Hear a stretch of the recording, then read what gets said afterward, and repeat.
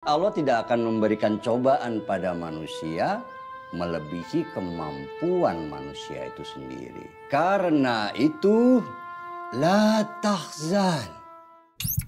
Kenapa perempuan selalu dianggap ancaman bagi keluarga sempurna?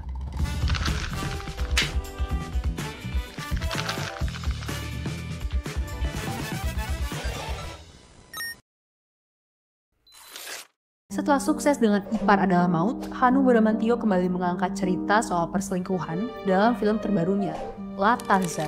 Film ini menyorot rumah tangga Reza dan Alina yang awalnya hidup bahagia dengan anak-anak. Namun, keharmonisan mereka sirna karena Reza selingkuh dengan Asih, babysitter yang direkrut untuk mengasuh anak bungsu mereka. Permasalahan itu yang dipertegas Hanung dalam La Tahzan.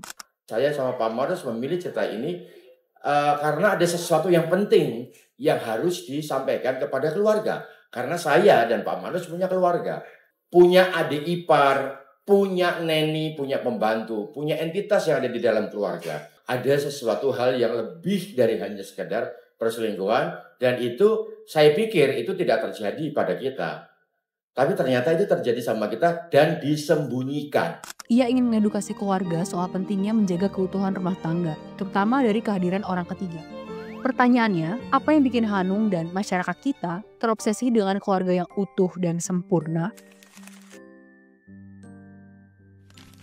Munculnya keluarga inti berawal dari era Stone Age, kemudian semakin dikenal karena agama sebagai institusi yang memberlakukan pernikahan sebagai kontrak sosial sekaligus mengatur hubungan monogami, siapa yang harus setia, boleh berpoligami, dan pengkhianatan terhadap pernikahan dianggap dosa besar. Dan kita pun mengenal pernikahan adalah satu-satunya relasi yang legal dan wajar. Dari scene pembuka, film ini memotret keluarga sempurna.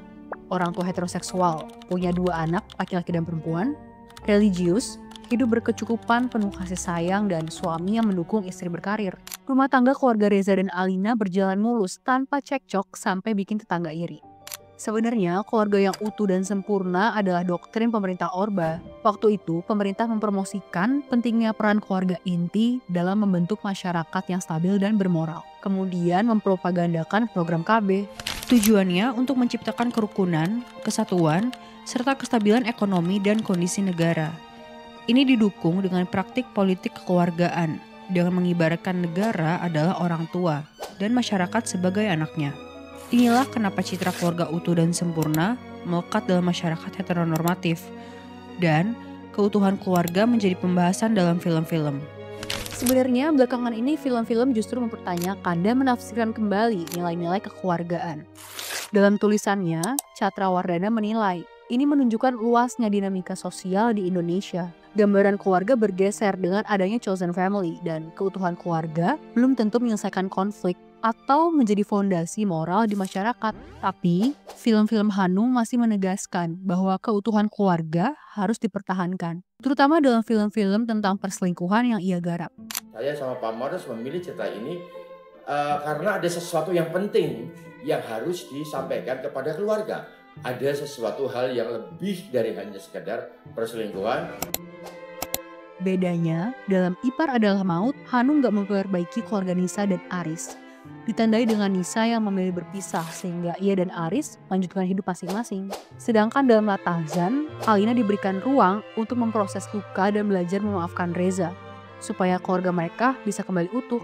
Terlepas dari penggambaran keluarga utuh yang dimaknai ulang, sejumlah film menghadirkan konflik keluarga lewat kehadiran orang ketiga. Dan konflik itu disebabkan oleh perempuan. Ini Pak Reza suami saya. Langsung akrab. Halo Pak, saya Asih. Kesempurnaan keluarga itu pelan-pelan retak sejak kedatangan Asih. Bahkan kita bisa membaca ini dari posternya. Di film, Asih mulai merayu Reza dengan membuatkan jus yang Reza puji karena rasanya. Kemudian Asih mencium Reza dan meraba dadanya saat memasukkan kunci mobil ke saku kemeja. Asih dan Reza pun berulang kali berhubungan seks. Puncak dari perselingkuhan ini adalah Reza yang mengusir Alina dari rumah.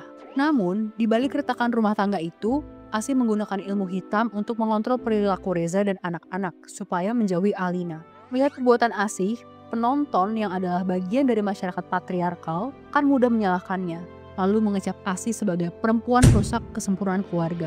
Ia semakin diantagonisasi karena menggunakan ilmu hitam. Dalam budaya patriarki, fenomena ini disebut sindrom blame the woman. ketika sesuatu yang buruk terjadi, perempuan disalahkan dan dilabeli negatif. Soalnya, perempuan dianggap memengaruhi orang lain untuk berbuat jahat, menyebabkan kehancuran dan menjadi ancaman bagi masyarakat. Kalau kata psikiater forensik Elisa Benedek pas diwawancara The Washington Post, sindrom blame the woman ini mitos lama bahwa perempuan yang bertanggung jawab ketika hal buruk terjadi. Perempuan itu provokatif, makanya dia diperkosa. Perempuan itu sombong, makanya dia dilecehkan. Dia nggak melakukan X, Y, atau Z, tapi tetap salah karena dia ibu yang buruk. Ini kelanjutan dari label bad woman yang sulit dihilangkan. Sindrom blame the woman juga muncul dalam film-film lain. Misalnya Angel, karakter dalam Guna-Guna Istri Muda. Untuk menguasai harta Burhan, suaminya, Angel bekerja sama dengan dukun. Akibatnya, Burhan dan istri pertamanya mengalami berbagai kejadian mistis. Atau Sandra dalam Anatomy of a Fall, yang diduga jadi penyebab kematian suaminya. Masyarakat patriarkal yang memosisikan perempuan sebagai kelas 2, sindrom blame the woman semakin menyudutkan perempuan yang gak sesuai beban gender atau tuntutan terhadap seseorang berdasarkan gendernya. Misalnya, perempuan diharapkan berperilaku baik, patuh, dan bersikap santun.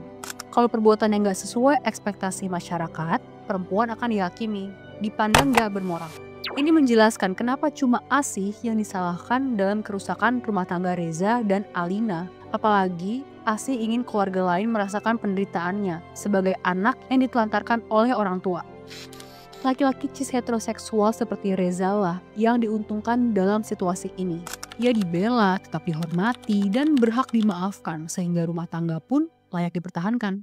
Soalnya, keterlibatan Reza dalam perselingkuhan gak dipermasalahkan karena pengaruh ilmu hitam yang dianggap sebagai justifikasi.